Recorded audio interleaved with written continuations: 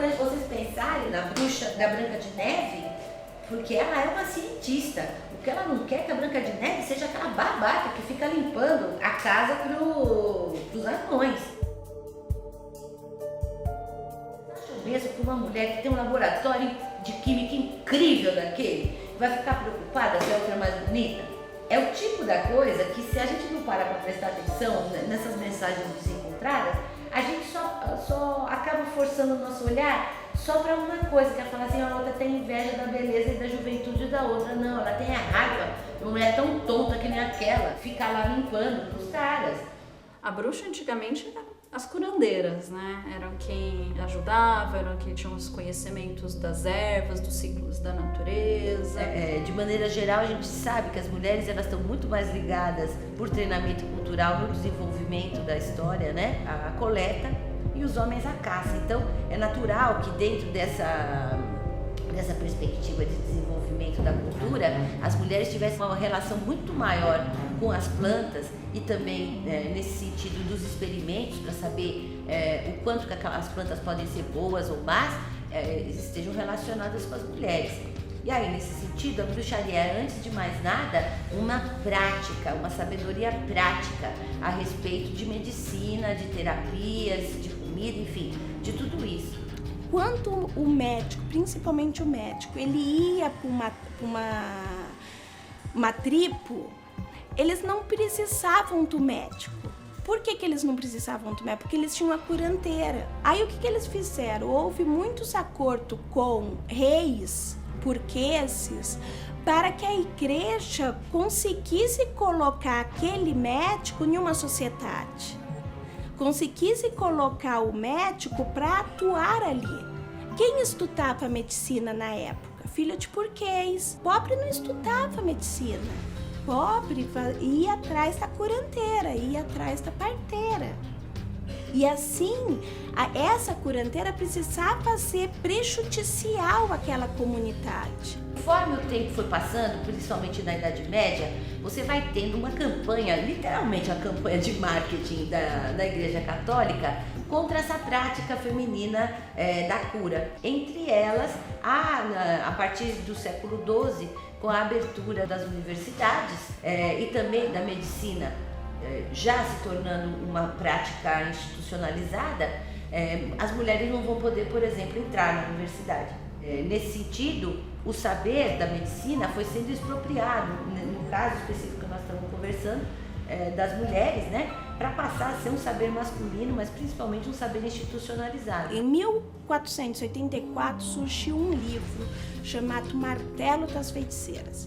Nesse livro Martelo das Feiticeiras se montou uma ficção da bruxa. Então a bruxa era uma mulher velha que tinha uma corcunda, que fazia amor com o demônio, que vendia a alma pro demônio para ter poder, que voava de vassoura. Elas não têm, vamos dizer assim, um passado em que era impossível pensar numa mulher como escritora ou como médica, já que você vai ter um monte de exemplos na história do Ocidente, de mulheres como a Trotula, como a Hildegarda von Bingen, mulheres que eram muito poderosas, que eram médicas, e ninguém questionava o sexo do autor, autora daquele livro. Nós não, nós somos fruto do século XIX. Né? A gente já nasceu num mundo em que era um fato científico e social a nossa inferioridade, a nossa incapacidade física. Até hoje, uma mulher fazendo a mesma função de um homem, ela ganha menos. Por quê? Mas eu me sentia muito mal de entrar num ônibus e um cara quase babar nos meus seios. O cabelo também é outra coisa muito complicada. Até em ambiente de trabalho. Num certo sentido, acaba achando que nós estamos bem pior, nós mulheres modernas, né? Porque a gente tem uma naturalização do pensamento hegemônico tão marcada, né? Que muitas das pautas que nós estamos brigando desde a Revolução Francesa, quando o feminismo efetivamente começa, né? Que até agora não melhorou. Eu lancei a música, por exemplo, Pra Você, que é uma música que eu tô meio que sensualizando e tal. E muitas meninas me mandam mensagem, tipo, você é muito empoderada, você é um símbolo de liberdade pra gente. São séculos, você vai ter a moral vitoriana que vai dizer assim, deixar a gente nessa tristeza que até hoje nós estamos tentando consertar, né? Agora, o mais importante, o que você começa a fazer a partir da Inquisição é acabar com as liberdades femininas, incluindo aí a sexual. O paganismo te dá uma liberdade, te dá a escolha, te dá a permissão de que se você estiver num relacionamento abusivo, num relacionamento violento, você possa sair. E você possa sair com a cabeça erguida, não como sendo aquela que abandonou o lar, aquela que você tem uma voz ativa, né? Então eu acho que o paganismo, ele consegue ser muito bonito nisso. E não tem essa coisa do até a morte os separe, né? Tem até enquanto for bom e amoroso e positivo para todos à sua volta. Então eu acho muito mais saudável, né, do ponto de vista social e psicológico também. E a gente não pode romantizar uma ideia de que nós somos netas dessas mulheres ou tataranetas dessas mulheres pela liberdade sexual, não é isso, né? A luta delas era bem mais ampla do que isso. É pela liberdade de ter um ofício, pela liberdade de fazer as coisas, e elas faziam. Ainda que muitas delas tenham virado churrasco, né, na Inquisição. E é louco, né, que a história se repete, porque antes, quando essas bruxas eram queimadas vivas, a galera sentava e assistia a coisa, né, em praça pública. E hoje, gente, não mudou nada. Não mudou nada. Na periferia a coisa é muito feia, tipo, você namora um cara, e aí o cara foi lá e mandou uma mensagem pra outra menina. O cara não é o culpado. Então as meninas se reúnem em bondes pra, tipo, bater, lixar a outra menina, tipo, raspar a cabeça, queimar com cigarro. E a galera fica assistindo, assim, como se fosse comum. A violência contra a mulher, eu acho que é uma coisa até anterior à Inquisição. É algo muito inerente ao patriarcado, à nossa estrutura de posse, de propriedade. A mulher, pelo poder eu acredito, de gerar filhos e crianças, isso começou a ser usado como posse. Então, assim, aquela mulher vai ser minha posse porque ela vai gerar filhos, que vai ser o meu herdeiro e vai ser o dono das minhas terras futuras. Então, a violência vem daí. Você desumaniza o sexo feminino quando você trata como posse. Isso já vinha culturalmente, a Inquisição só colocou isso dentro de um molde religioso.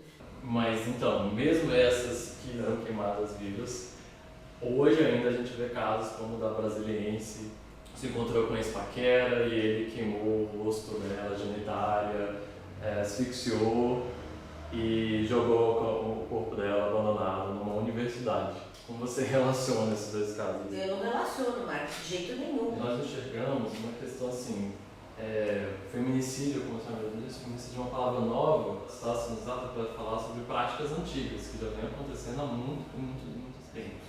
E muito da perseguição contra as bruxas também era uma questão de gênero mesmo. Não só da questão religiosa, mas uma questão ou profissional, digamos assim, mas uma questão contra a mulher mesmo. Então, dessa forma que nós relacionamos. Assim, mas é que eu discordo, porque na Inquisição também você queimou um monte de judeu, milhões. E você não queimou só a mulher, você queimou o homem também. Tá? E o feminicídio, ou o femicídio, como é o nome mais correto para falar isso que eu estou dizendo para você, não. É diferente. Tá? Você mata uma mulher que acabou de nascer, se você é chinesa, que acabou de nascer, se você é hindu, pelo simples fato de que você nasceu. E hoje, a questão da violência contra a mulher, se eu jogo a justificativa da Idade Média, eu não penso o tipo de aliança que o neoliberalismo faz com o patriarcado contemporâneo para voltar a nos colocar em lugares de valores tradicionais, como, por exemplo, dizer que estamos mais ligadas à natureza, somos netas das bruxas, que me retira da onde? Do lugar da cultura, do lugar do mundo contemporâneo. As bruxas eram muito primitivas, assim, elas tinham um contato direto, elas viviam, né, na natureza, e talvez até por isso que assustavam mais, porque mexiam com o desconhecido. Hoje não, hoje com as tecnologias, todo o trabalho, a gente acaba mais integrada a meio urbano do que antigamente, né? Então, por isso que é tão importante o feminismo das meninas jovens, né? Porque elas estão trazendo de volta para pautas coisas que os anos 90 e os anos 2000 esqueceram e desencanaram, né? Não porque as mulheres deixaram de lutar, mas porque foi muito forte a ofensiva do patriarcado. Mas eu sei que tem meninas que passam por uma situação muito pior que a minha, de realmente ter que ser outra pessoa dentro do seu trabalho, até dentro da sua casa, né? E isso é muito ridículo. Eu queria muito que isso mudasse, que não só nós, mas não só nós mulheres, mas sei lá, todo mundo pudesse ser o que quer que seja. Nessa sociedade cerceia muita gente, né? A gente tem que seguir um padrão certo pra ter essa imagem, não ter essa imagem de uma pessoa séria E é louco que onde a gente vai tem padrão, né?